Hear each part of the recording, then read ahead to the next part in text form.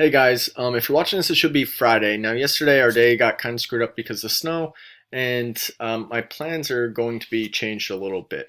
One other thing, I am going back to the vodcast standard, at least for this video, maybe the next one. The other way I think was more helpful for you guys, maybe more interesting, and maybe kept your attention more. But those videos also take a lot longer. So just for today's video, I do apologize that I am going back to the vodcast format. Anyway, on Wednesday, you would have read about the next section, Chapter 5, Section 4, on iron and oil in Pennsylvania. So this is exactly what we'll be covering today and Monday, because I'm going to still break this stuff up since there is a lot to it, or at least a decent amount that I don't want to overload you with one giant long video. Anyway, for over a century, fossil fuels and oil, more specifically, have been used for various technologies such as fuels. In many ways, it has created a better and safer world. However, it comes at a cost. For instance, it is also the most pollution-rich energy. There have been many calls to reduce and eliminate this use because of its potential warming impacts on the planet. And you can see the fight over this today in plenty of other countries with the Paris Climate Accords, what California just vowed to do, I believe New York as well, and the Green New Deal, and what I guess Biden talks about doing. So we will see what happens in the future. So the whole point of covering that, or at least introducing that, is for you to think about this time period and today. Remember, we dive into history, but we always want to come back out. How does this even apply today? How does a conversation and even a controversy continue? Anyway, bell ringer questions. We will start with, as always, and pause the video and go into comments to answer it. Okay. So based on your opinion, and hopefully an educated opinion, since we touched on this before in chapter 1, is oil a resource we should continue to use? Why or why not? As I said, today this is a point of contention, since there are states and countries, and maybe our country perhaps, that are trying to move away from it. Will we? Will we not? Should we? Should we not? What do you think? This should be a great question for you guys to give your opinions on. And again, educated opinions, like, back it up with evidence. Don't just tell me what you think. That's not good enough. The next question, what were some alternatives to oil that may be more environmentally responsible? And then the other parts of that, is this realistic?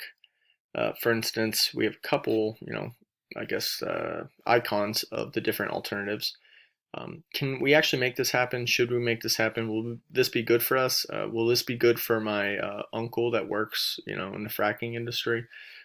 Would this be good for, my legacy, my family of coal miners? Like, do you know what I'm getting at? Can they just get new jobs? Is it that easy? I don't know. Tell me what you think. Spend some time on it. And again, quality answers, substantial answers, and try to use evidence as much as you can. Alrighty, so chapter 5, section 4, you guys read it. We're going to go over it, part 1 and part 2. Iron and oil industries emerge. Alright, so for today we're going to talk about how the iron industry would change PA, and more so tomorrow we'll talk about oil, and then just the industrial impacts of both of them. Right? Here are your key terms that you are obliged to know and understand for all of your assessments. Okay. Ready to start talking about iron. I guess we can kind of start from not the beginning, but some of the first times we used iron. So we have to remember it is an ore, and there's actually several different types of iron, whether we're talking about pig iron or wrought iron or other ores. But basically, we get people using it about in the 1300s BCE. So this wouldn't necessarily be from ores, but meteorites, and that's where we're finding people making it into tools or prosthetics, such as, if a guy loses a hand, they could make it into something else, maybe not necessarily another hand, but maybe a weapon such as a knife, which we do discover that as much as I said before, the 1300s BCE. In addition to that, we do start actually being able to work the iron, to smelt it, which means that you essentially extract the metal from its ore by a process of heating and melting it, and you get rid of like, all the excess that you don't want, and that gets rid of the byproducts, and then you just get the iron, which is a more complete and nice and clean form. So we start actually using that about 3,000 years ago, during 1000 BCE. And that's when we could better work it and make it into things. Again, more weapons, prosthetics, as I said before, some tools, and some structures, but nothing too crazy yet. Now, if we fast forward to closer to the time period we're talking about in Pennsylvania, we start to get iron forges in Pennsylvania in the early 1700s. The first iron forge would be put in Pennsylvania in 1716. And this would definitely help support the Revolutionary War later when we're building things. Now, Pennsylvania in the 1800s would actually lead the nation in iron production.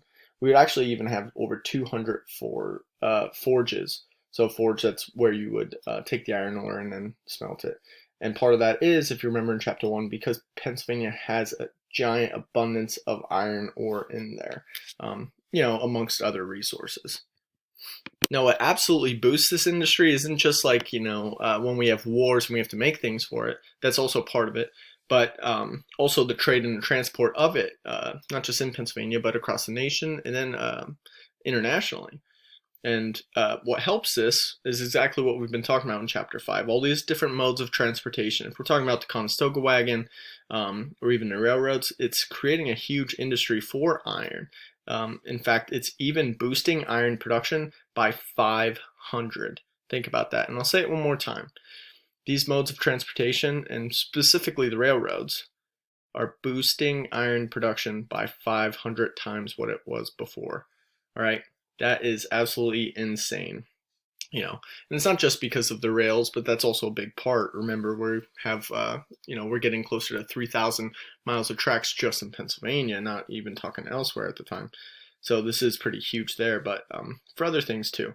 In addition to that, you guys already know, with all the products that you use to actually make the iron, so that's bituminous coal, so that's the soft coal. That would be like all in the western part of PA. Remember, where we live, it's the anthracite coal, it's the harder coal. You'd also use charcoal, which is made from timber, and you would use some anthracite coal. So it's booming all those industries that you need for iron. So it's like this big collective effort that there's plenty of jobs, there's plenty of resources, people are coming over, our population keeps doubling, and we're using all these resources together to make iron.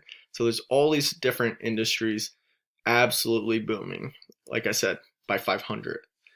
It's also building cities, and it's also expanding our country and expanding Pennsylvania. Here's an illustration of how they would smelt. Smelting meaning basically melting the iron ore with a couple other things to actually make a workable and more pure iron. So what they use, as I said before, is bituminous coal. What they even call coke. So they call this coke. It's kind of like a byproduct of the soft coal that you'd get over in the Pittsburgh area. And then we also have to use anthracite coal and even charcoal. So that's made from timber. You kind of like burn it. Now they do this by having the temperature be 2,300 degrees. Then, like I said, it makes the molten iron, which then you can use. Now, the jobs kind of start with an iron master and then an iron apprentice. It's kind of like an internship where you learn the skills. But then with a high demand in this is actually when we start to get some of the first, I mean, not the first, we can, I guess, trace this back hundreds of years, but you get some of the first corporations because of this. Now, in addition to just the master and the apprentice, you also have unskilled laborers, skilled laborers, managers, and then later, as I said before, you get even corporate owners. So there's plenty of different jobs that this would provide. Now, something I just want to briefly mention, because we actually talk about it in the next chapter, is just around the Civil War, you actually see the rise of unions at this time. And a lot of it has to do with like the iron workers. They start iron worker unions since working conditions were dangerous and wages were really low, hours were long, and a lot of times you didn't even get a lunch break. Eventually, they would partake in strikes and protests. Like in 1865, there's a Pittsburgh strike that lasted 8 months. And this kind of happens when wages drop or people get fired, or layoffs even continue. So, people aren't happy, workers aren't happy, and they get together to try to make things better for themselves. Sometimes it works out, sometimes it doesn't. It's very, well, we'll talk about that next chapter, so I'll just stop there. And since I talked too long, I'll just show you some pictures. I love pictures. This is an example of what they call an iron plantation. So this would be like the workers' quarters. And then I want to just have you guys digest this for a little bit. Again, they call them plantations, iron plantations. Kind of like shackish. Okay, maybe built quick, very crude. Okay, now let's look at the owners, or the managers' quarters. Okay, so take a look at that. I'll go back. Boom, boom, boom, boom. Is there a problem with that? Maybe, maybe not. One of the issues is crime and even violence. A good indicator of it is relative poverty, not poverty. Poverty doesn't necessarily cause crime. I don't think anything points to that, but relative poverty. So you start to get a lot of civil unrest when you also see these shacks, and then people get to look up on a hill and then see this mansion. This happens in big cities too, a little bit later during the industrial era, the time of the captains of industry and the robber barons. But this is, I guess, just the start of it, and you start to see this in Pennsylvania and many of the company towns. Speaking of company towns, holy smokes, we have to talk about company towns. Like in these company towns, this is actually Pottstown, so Pottsville is close. Same family, right? Potts Grove, Pottstown, Pottsville, by the Potts, Thomas Pott and John Pott. They basically keep all the money into their family and into their business. And the way they do these, the way they do this is because they have the money and they get the land and they start to build everything, which is good, right? And people owe them rent or whatever else. But it was a little on the exploitation side.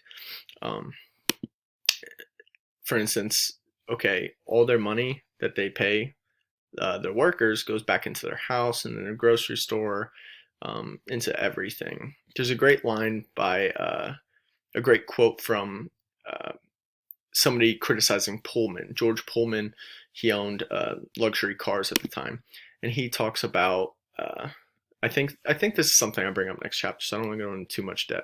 I know I keep rambling on, but this is like the crude video. Anyway, George Pullman, he owns the town, so he owns all the factories, he pays his workers, but his workers give the money right back when they have to pay for tools or like a spotlight, for a pickaxe. So if your pickaxe breaks, you're renting out all the tools to even go to work. So it's like crazy. Anyway, in the Pullman town, somebody writes a quote like, I go to work for Pullman, I go to my Pullman house, I go to the Pullman grocery store, I go to the Pullman post office, the Pullman church. When my kids go to Pullman school, when I die, I'm going to be buried in the Pullman cemetery, and then I'll burn in Pullman hell.